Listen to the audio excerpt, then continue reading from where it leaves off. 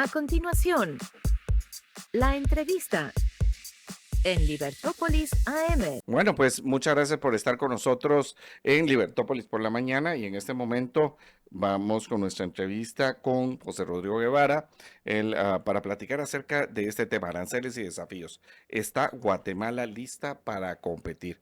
Muchas gracias, José Rodrigo, por tomar nuestra llamada para platicar acerca de cómo queda Guatemala. Tuvimos primero la noticia el jueves pasado acerca de que Guatemala salía privilegiada con este asunto de los 4 países que el presidente Trump, o bueno, el gobierno de los Estados Unidos generaba preferencias para 4 países: Argentina, Ecuador, El Salvador y Guatemala, muy contentos acerca de lo que había pasado. Y de repente, pues resulta que muchos de esos productos se quedan con aranceles cero para todo el mundo. Y nosotros lo que queremos hablar contigo es justamente, ¿está Guatemala lista para competir? O sea, ¿es un logro el hecho de que estemos con esa preferencia, o se ve diezmada y estamos listos internamente? Al final, no es solamente la amenaza externa, sino cómo estamos con nuestras fortalezas y debilidades, José Rodrigo. Buenos días, José Carlos. Un gusto volver a participar con ustedes y muchas gracias por la invitación. Y creo que es válido el hacer el análisis que ustedes están procesando. Nosotros al interno estamos aún a la espera de terminar de revisar los compromisos que se publicaron el jueves pasado y posteriormente contrastarlos con las... las modificaciones a las decisiones ejecutivas de la administración de Estados Unidos sobre productos que afectan los costos de consumo, ya que esta fue la justificación por la cual se lanza un listado de 237 subreglones arancelarios, los cuales pues van a ser sujetos a una eliminación de ese arancel recíproco. Y digo que estamos en el proceso del análisis porque de momento lo que se publicó en el Joint Statement fue la serie de compromisos a cambio de el no gravar aproximadamente 70% de nuestras exportaciones para Estados Unidos.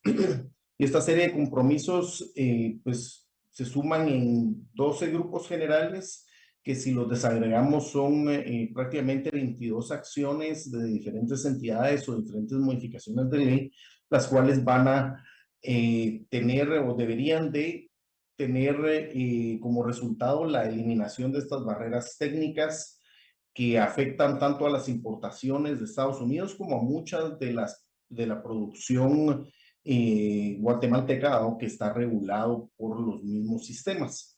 Entonces, si esto fuera un Texas Hold'em, todavía no hemos volteado esa última tarjeta, dado que dentro de esa declaración conjunta todavía no hemos conocido los listados, tal y como lo dicen las declaraciones, tanto la conjunta como las publicaciones del Ministerio de Economía. Este acuerdo se terminará de firmar y se publicarán los listados de cuáles son esos productos que se ven beneficiados, que están dentro de este 70%. De las exportaciones de Estados Unidos, pues si vamos en orden de mayor a menor, pues tenemos vestuario y textiles, que es uno de los que generan más empleo calificado en Guatemala. Luego tenemos productos tradicionales de exportación como banano, café, luego diferentes otros vegetales y hortalizas y algunos servicios que pues que serían ese universo de exportaciones a Estados Unidos. Entonces tenemos que identificar cuáles son las que entran dentro de esta categoría que describen que tienen que fortalecer la cadena de valor en Estados Unidos o no ser productos que compitan con la producción nacional de Estados Unidos, tomando en cuenta cuál es el objetivo de estos aranceles recíprocos. Ahora bien, el otro listado, que es el que sí ya conocemos, pues también beneficia a muchos de los posibles productos que no van a ser beneficiados dentro de esta negociación. Ese otro 30% de las exportaciones que se están enviando a Estados Unidos. Entonces, cuando ya tengamos esos dos listados, vamos a poder tener una mejor opinión.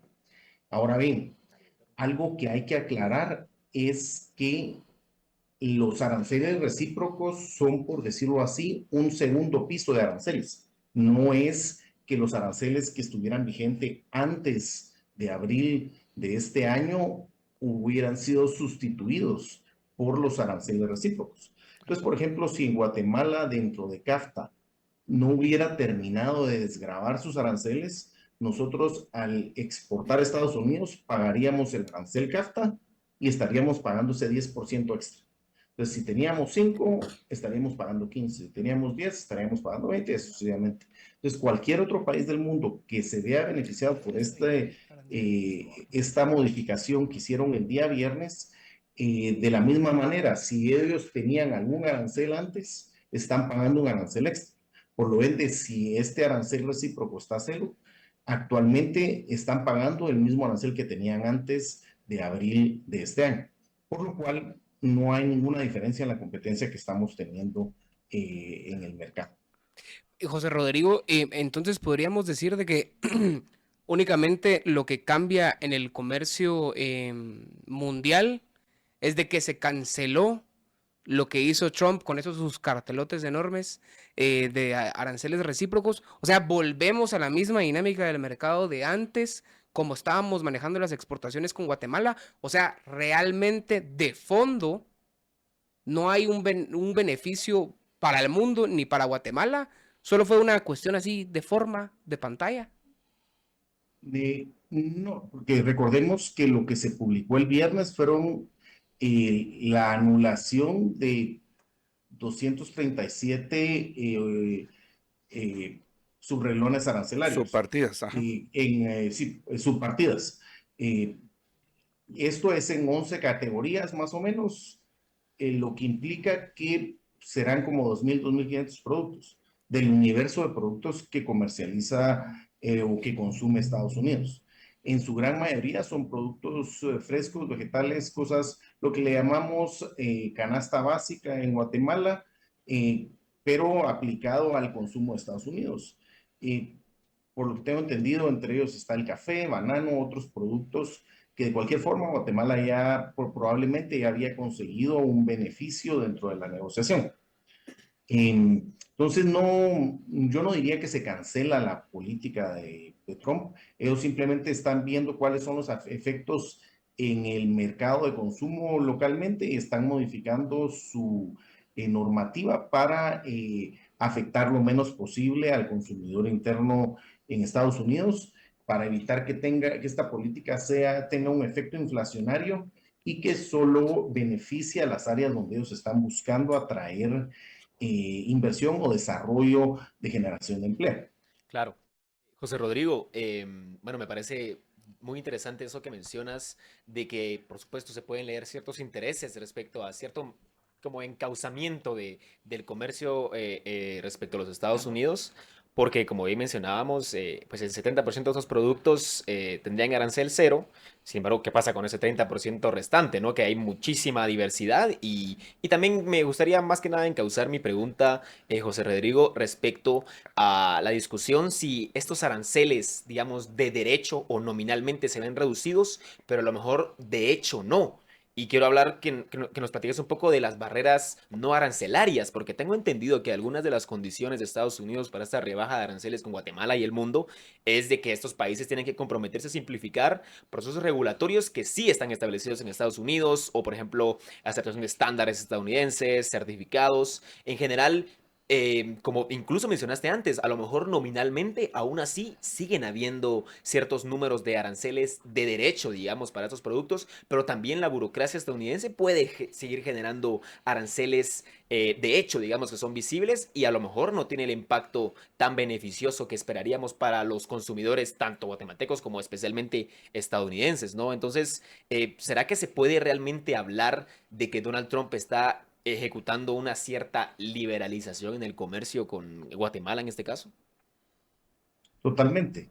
Y uno de los motivos por los cuales nos interesa y nos ha interesado muchísimo entablar esta negociación y somos de los países que ha buscado solucionar estos problemas, uno es porque solucionar los obstáculos técnicos al comercio que se reportan en el estudio NT, que es el estudio que se publica todas las primaveras en base a encuestas que se hacen a los consumidores o a los comerciantes que están teniendo relaciones comerciales con Guatemala, pues el Departamento de Comercio evalúa cómo es que han evolucionado estos obstáculos técnicos y estos obstáculos técnicos en su gran mayoría son obstáculos internos guatemaltecos que obstaculizan, ralentizan, burocratizan diferentes gestiones, las cuales también les afectan a los productores guatemaltecos. Entonces, uno de esos motivos es que nos va a beneficiar a todos, tanto como consumidores como productores al nivel local e incluso importadores de otros países que no sean de Estados Unidos. El otro es que Estados Unidos es el mercado de consumo más grande del mundo, pero uno podría pensar que hay otros mercados de consumo alrededor del mundo que podríamos desarrollar más. Pero la belleza del mercado de Estados Unidos, uno es la afinidad cultural, dos es el Estado de Derecho. Entonces, cuando se establece que hay cierta normativa y hay una regulación y pasos para que se cumpla esta normativa se cumple. Y si hay algún problema, uno puede perseguir que se cumpla por los canales de ley. Y esa es una de las mayores fortalezas que tiene el mercado de Estados Unidos. Entonces, lo que se pacta, se cumple. Y por lo general llevamos, desde que entró en vigencia el CAFTA, un muy buen récord de cumplimiento en cuanto a las regulaciones y requisitos para entrar al mercado de Estados Unidos, como la aplicación de estos aranceles. Una de nuestras principales motivaciones para negociar el Tratado de Libre Comercio con Estados Unidos era regular y, por decirlo así, escribir en piedra los requisitos bajo los cuales íbamos a entrar con nuestro principal socio comercial y eliminar arbitrariedades porque no teníamos una regulación específica para entrar a este comercio. Entonces, no podríamos decir que hay una norma que se aplica de hecho y otra que se aplica de derecho. Esa es una de las ventajas y por los cuales buscamos fortalecer nuestra asociación con este principal mercado de Estados Unidos. José Rodrigo, mira, yo creo que hay varios temas. Uno es que, obviamente, como habíamos platicado hace un instante, o sea, tenemos el tema de casi todos los productos agrícolas. Todos los productos agrícolas a nivel mundial bajan, como tú decías, no es el arancel primario, sino que es los de segundo nivel, a la madre. La verdad es que eso, pues, lo que tú nos estás contando nos aclara muchísimo algunas situaciones, ¿no? O sea, regresamos a como estábamos con el Tratado de Libre Comercio del CAFTA-RD. Pues aclara muchísimo, por lo menos ya estamos en cero. Ok, vamos a poder competir. Nuestros socios que están más o menos con los mismos productos van a competir igual. Ya no vamos a tener ese preferencial en los sectores agrícolas. Y solo por poner un ejemplo, el café de Colombia y el café de Guatemala y café de Costa Rica van a estar iguales en el mercado de los Estados Unidos. Antes, el jueves estábamos con el alegrón de vieja, como decimos aquí, de que era que íbamos a tener preferencia. Pero lo que sí es que tenemos sectores de servicios y algunos de industria, como por ejemplo los textiles, donde sí va a haber una preferencia. Pero estas son condicionados. O sea, te preguntaba Eric que los asuntos no arancelarios en los Estados Unidos, pero a nosotros nos pusieron 12 condiciones. Y además de eso, con esta situación de igualarnos con todos, nos tenemos que volver productivos, José Rodrigo. ¿Cómo vamos a hacer para mejorar la productividad? ¿Qué tenemos que hacer nosotros para mejorar la productividad local? Ok, bueno, es una excelente pregunta. Creo que es algo muy válido. Uno de los principales retos para mejorar la productividad local es mejorar nuestro acceso al mercado. no de forma normativa, sino de forma logística, de forma física. Entonces, algo que es crítico es que nuestra principal barrera comercial es nuestra infraestructura crítica. Y para ello, pues hay que mejorar carreteras y puertos y buscar tener mejor acceso a las rutas logísticas. Eso sería pues, posiblemente uno de los principales retos que se tendrían. El otro es pues desarrollar más, más optimización de los tratados de libre comercio mediante diversificación y valor agregado. Esas serían como las respuestas de cajón para estas preguntas. Es un hecho que hay varios sectores en los cuales hasta pues, quizá tengamos alguna preferencia sobre otros mercados, pero son preferencias artificiales, ¿verdad? No son ventajas necesariamente competitivas o comparativas, sino son preferencias por la aplicación de un arancel, que es un arancel emitido por una orden ejecutiva, que esta misma orden ejecutiva puede ser modificada, como lo vimos el viernes, y también puede ser cancelada por una administración futura. Entonces, nuestra principal motivación de cumplir estas 12 condiciones o estos 12 compromisos es mejorar nuestra propia competitividad, dado que nosotros no estábamos aplicándole alguna medida estratégica que estuviera afectando o encareciendo la operación de los productos estadounidenses en Guatemala, sino era que pues diferentes procedimientos locales encarecían las operaciones, desde retornos de crédito fiscal, revisiones dobles en frontera o en aduanas, los tiempos que se llevaba en hacer un registro para algún producto y así sucesivamente, también como el respeto a la propiedad intelectual, cosas que de una u otra manera a lo interno nos quitan competitividad,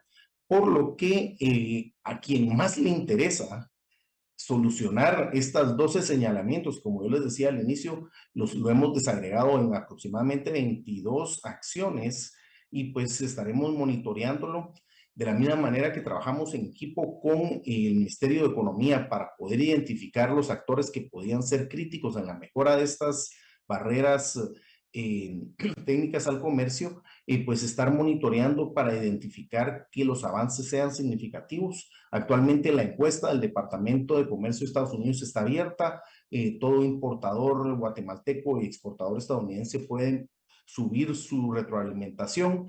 En marzo-abril conoceremos el nuevo reporte de NTE, que es donde se establecen esta serie de obstáculos técnicos al comercio. Y en base a ese informe vamos a evaluar qué es lo que hemos mejorado o qué fue lo que se mejoró en estos 6 meses de negociación que hemos tenido. Y para el informe que sea publicado en el 2027 vamos a saber si realmente se han cumplido los compromisos. Y esto va a repercutir en nuestra competitividad, pero también en que se cumpla y se ejecute lo que nos han ofrecido en base a nuestro compromiso, para la redundancia.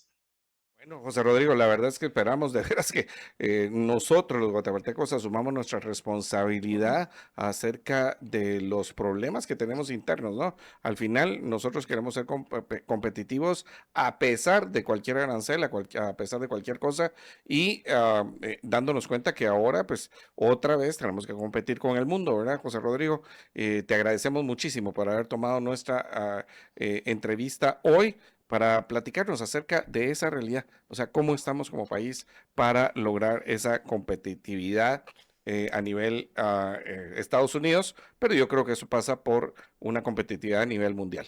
Muy buenos días, José Rodrigo, muchas gracias. Gracias, José Mucho Rodrigo. gusto. Que tengan feliz día.